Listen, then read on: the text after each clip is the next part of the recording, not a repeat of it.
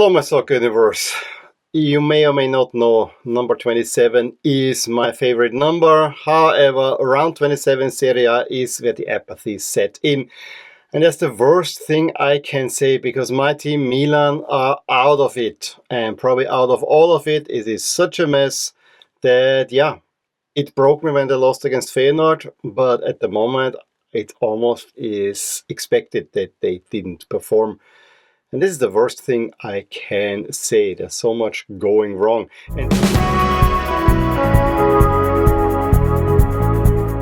And this league would be so exciting up top. Yes, it is not good for the league that the least worst team will win the title, because none of the teams up there are performing well. However, we have potentially a four-way title race. I mean, Juventus is only 6 points behind Inter at this point. And Atalanta again messed up. They could have rejoined fully up there with a win. They would have drawn level with Napoli. However, they cannot break down tiny Venezia. And we're lucky to not lose that one as well. So really interesting stuff on top of the league. And that goal by Billing really kept the title race alive. And I think may have reignited Napoli. You have major issues in their squad with squad depth, but Inter also looks super tired. And that's why I'm saying Juventus, who are so downright awful to watch, are still in this one. I mean, win against Atalanta and you might as well join up on top. And this would be crazy if Juventus wins that title, because they are a team that would have no business in there. The only thing I can say in their favor is they have lost only a single game this season so far, and that was to Napoli. So for me, the title race is wide open, makes it exciting. It's a classic title race in the sense that, there are not teams that are winning and winning and winning and winning. It is really, they're falling over themselves. There's a new situation every now and then. And I called out Atalanta not too long ago, and now they're back in, but they don't really want to get back in. That's at least the feeling that I have. So a not so perfect team, let's call it in a more positive way, will win Serie A. However,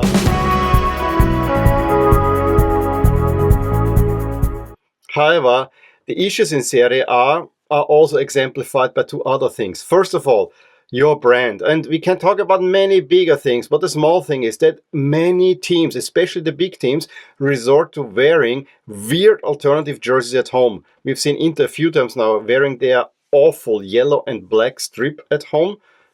Why yellow and black? We see frequently wear Juventus anything but the classic black and white stripes at home, and what Milan was wearing now at home against Lazio, and we saw it already, Mike Maignan wearing as a goalkeeper kit at the last home game.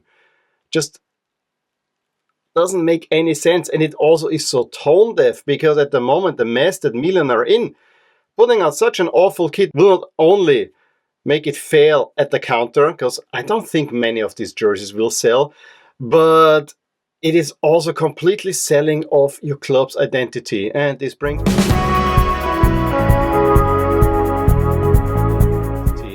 brings me straight into Milan, and apathy has set in. I don't care about this season anymore. I mean, it feels to me like Milan are going through a season like Napoli was going last year, where you thought they were maybe in, maybe not, and now they're completely falling off. Roma have overtaken Milan. I love me some Roma. But Roma were close to relegation. Then Ranieri comes in, makes everything more solid, and Roma are the informed team. Now, I actually think that Roma might snatch up a Europa League spot. But, Bologna is also not that bad, and so on. We have to see how it goes. But it is not impossible that Roma go at least into the Europa League. And that is, how can that be? Shows you what a good coach can do. And I don't want to make this about Coach Conceição. Yes, he did not improve the team that was under Fonseca. Yes, he won a title. That doesn't really count for much. And for a moment there, you thought there might be a turnaround. But I think the rot really has set in Milan. And we saw this already last season under Pioli, when it really fell apart. And we saw it this season with Fonseca. I always thought that Fonseca is the least of the troubles that Milan have. And now we see it with Conceição. So another coach will leave there. And I don't think it matters whoever you bring in. With a squad that is so poorly constructed and has such poor attitude, you're not gonna win much. Yes, Leao is an excellent talent and you have to work around him, but you cannot have another player in your squad not doing the runs. And I'm looking here at Theo Hernandez. I don't want to go even in on the new signings. I think Milan did a great mercato. It just doesn't work out because there is rot in the team. And Tijani Reinders is probably the best player that we have this season. Pulisic fits in there, but he has gone a little bit off. Tijani as well. And he now extended his contract. This is great news for all I care, but I don't care. I really don't care because Tijani Reinders is not the problem. But I want good signings that at least get a solid defensive midfield structure in there. And it's not even the squad building that is my big problem. The big problem is with the club leadership. I mean, the fish starts to stink from the top. And whatever is going on the top is just beyond any imagination. There are clueless people up there. And it is so galling when I look back at the Scudetto season. Yes, this was a Scudetto that came as a surprise. And yes, Paolo Maldini has not done everything right. And I'm not calling for Paolo Maldini to come back. However, Paolo Maldini was a major figurehead that had Milan under control. He is the very essence of Milan. Just having a person like him there tells you everything. And he worked well within his parameters. And I even think that the one window that he messed up with the Ketelare, he actually didn't mess that up much. He got renewed at the last second, had no budget with, and it was complete turmoil because of the takeover. It is the club's leadership. And read the Ultra statement. One may agree or disagree with what Ultras are doing. However, the Milan Ultras are dead on the money here. Ibrahimovic does not replace Maldini. I love me some Ibra as a player, but he is a figure of ridicule in Milan at the moment. And from such a godlike stature that he had in the city to become a laughingstock, that's a big, big, big statement. It just tells everything. And now I hear they want to get a sporting director in. And yeah, I'm not excited about Iglitare, to be honest. Yeah, has done some great work at Lazio, built a good squad. He's not Milan. That's the problem, that this ownership doesn't understand what they have.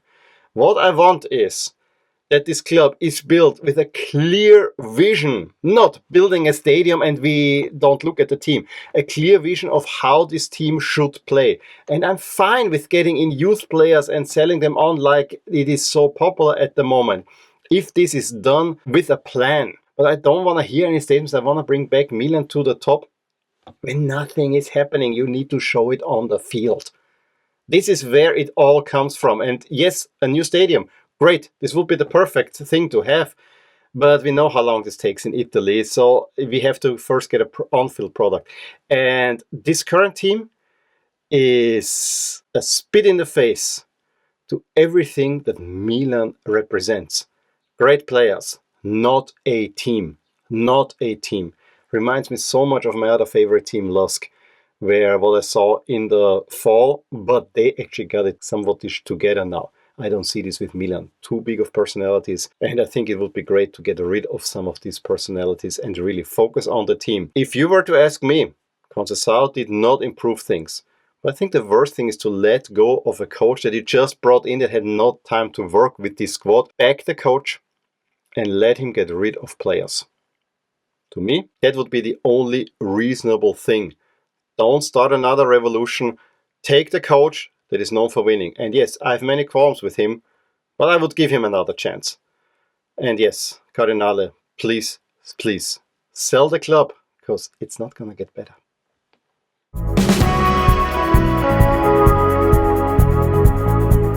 Can a 1-1 draw have two winners? I mean, that's how I feel after this one. Inter did not deserve to get a point out of this one. Yes, a great free kick by Di Marco. And it's so rare to see a free kick goal. And this one had a bend, a swerve. It was absolute beauty of a goal. However, that was basically the only chance that Inter had all game. And so Napoli were attacking, they were creating chances. It was not that they were storming all over Inter, but they put in a shift with a makeshift squad. I mean, Bobby Gilmour in the midfield being one of the outstanding players of the match is something I did not have on my bingo card for this clash. I actually expected exactly what I saw for most time from Inter, that they will strike at one opportunity and then see it kind of out, because this is what Inter have been doing as of late. How this Napoli team created quite a few chances, and if only, and I heard this on a different podcast that describes it so perfectly, if only Raspadori and Lukaku could get their feet sorted, they could have gotten an equalizer already in the first half. In the second half, it was only Napoli playing, and they fully deserved the equalizer. That it came through Billing was also not on my bingo card. And the way he scored the goal, I mean, taking first a shot with his left and then the rebound on him with his right foot in, that actually showed quite some skill. And I think getting a draw out of this one really boosted Napoli's spirit. This was not the flat Napoli that we saw post the 1-1 against Roma. This was a 1-1 where Napoli will actually get out with improved confidence in their abilities, and I think this is quite noteworthy. So in that sense,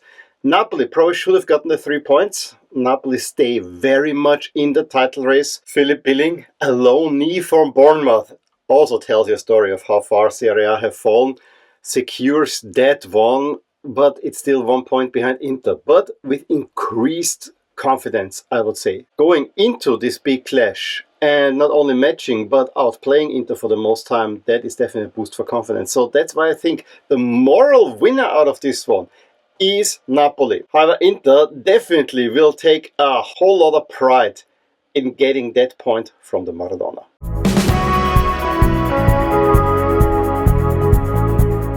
I think the best way to describe the shit show at the San Siro on Sunday evening is Milan played as bad as those jerseys looked like. And I say this as someone who actually wanted to see a return of red jerseys for Milan, at least as a third kit, but not in that way. But to be honest, this was all about Lazio, especially in the first half, who should have taken a much larger lead than the 1-0 lead through Zaccagni, where Maignan parries a shot right in the path of Zaccagni, who is of course completely forgotten by his marker, Theo Hernandez. I mean, the defending, it's absolutely horrendous. Also, the lineup, yes, João Felix out. And I thought maybe there is something in there of putting Reinders up in the hole and maybe have Musa and Fofana in midfield, but this is not the midfield that Milan need. And then Musa is sacrificed, although there were other candidates to be taken off. Musa is coming off, although he had a few nice ideas in offense, but defensively, absolute mess. Who does Sergio Conceição bring on? João Felix. And from that moment on, yeah, that was that. I mean, as talented as this player is, he is just not up to snuff in such a difficult situation. So it's only 1-0 down, and we also had to be lucky that the Hernandez isn't sent off. The way he lunged backward with the studs up into the knee of Marusic did not look good. I don't say it was on purpose, but if this was a red card, I would not have been surprised. Second half, Kyle Walker comes on for Jimenez, and there was a little bit more solidity. However, again, you're opening yourself up wide, and then Pavlovic is sent off for potentially last man tackle. I'm not sure if it was necessarily last man, but also with the speed and recklessness that Pavlovic went in. It was not a malicious foul. He wanted to go for the ball, but he didn't get anything of the ball. And I saw the replay. I was hoping that maybe they determined it's not a last man, because Pavlovic is probably one of the few bright lights, although he's running around like a madman instead of actually shoring up the defense. But it was a red card. The funny thing though is that even with a man less, Milan created some chances, and the only danger usually came on the side of Leao, who was working unluckily but created a few things. And yes, there were chances. And in the 84th minute, after a Leao cross, Chukwueze gets an equalizer, and you actually had the feeling that maybe this is now lifting Milan. They can go for the win, and then Maignan gives away a late penalty. He really didn't need to go into that challenge, however he does, and Pedro converts, and the disaster at the San Siro is complete. It's a shambles of a season. Milan are a shambles of a club.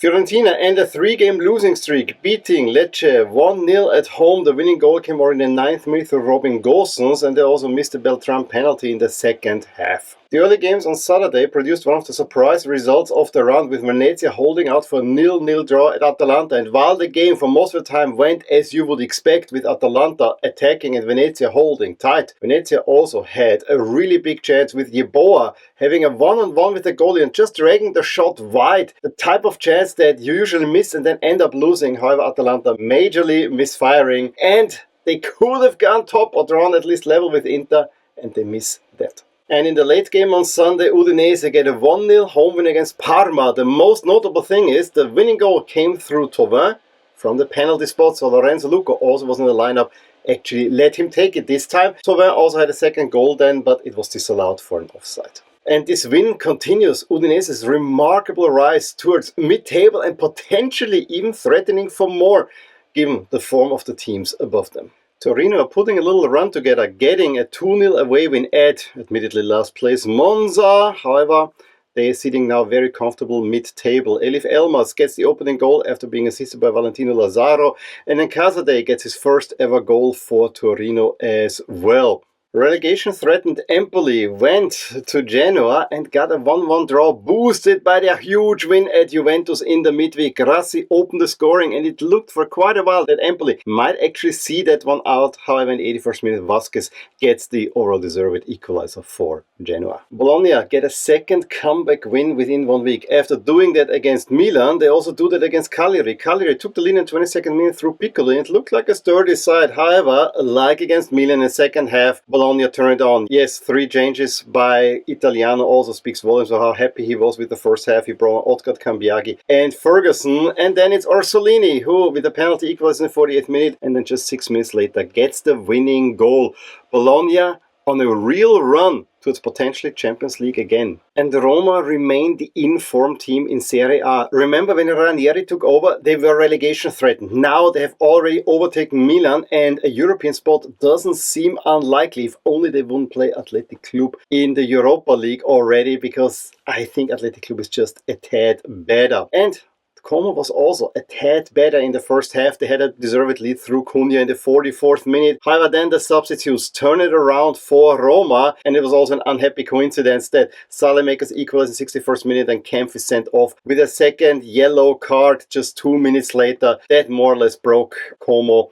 And then it's Rensch who had come on, assisting Dovbik, who also had come on at halftime. So Ranieri doing an amazing job, and now they want him to stay on. Juventus overcome their Coppa out in the midweek with a 2-0 home win over Verona. A fully deserved one, where Juventus actually created quite a few chances and scored at least one really beautiful goal, although the second one by Koopmeiners was also quite nice overall. Fully deservedly so. Now it also has to be said that a beautiful Suslov shot in the 47th minute that went over Di Gregorio into the net was called out because it was an offside in the build-up. I would have loved to see this goal stand. Would have been goal of the round, I would even argue. However, Juventus were a much better team, should have already taken a lead in the first half, and maybe that's the one thing that's really letting Juventus down. However, then a brilliant attacking move where Cambiaso then assists Thuram, who just guides it into the net. Makes it 1-0, and as I said, Koopmeiners in the 90th, a second one. There was really nothing coming from Verona, and Juve sit now in a 4th spot and are only 6 points behind leaders Inter. They might still be in the title race.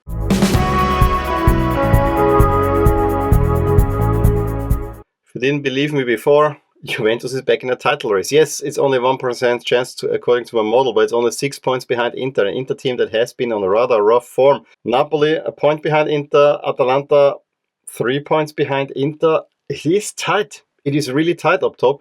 And Lazio is a very well-coached team that if they get a run together, I also don't necessarily see them falling out of it, although Lazio is more or less on the outside looking in. I would think that the top 4 that we have now, this will be the top 4 that will represent a Serie A next season in the Champions League. Even for the Europa League spots, I would count Milan out, although technically they are not, but Roma, Fiorentina, Bologna, those 3 teams are solid. Probably the one that I'm least confident in is Fiorentina, but everyone else, fine. On the bottom, it's also really, really tight. I would still say that Parma will go down, but Empoli, yeah, not great. Lecce cannot lift themselves really out of it, and Cagliari, I think, and potentially Verona are probably sturdy enough, but, you know, if they go in a negative spiral, they might get down as well. Fortunately, Venezia and Monza, although Venezia is picking up points here and there, but it's only single points and not wins, and that won't get you far.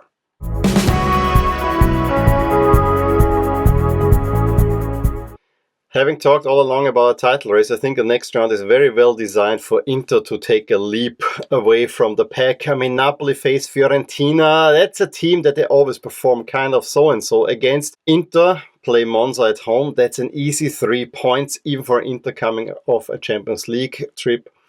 And then Juve face Atalanta. In a way, this could be a knockout, especially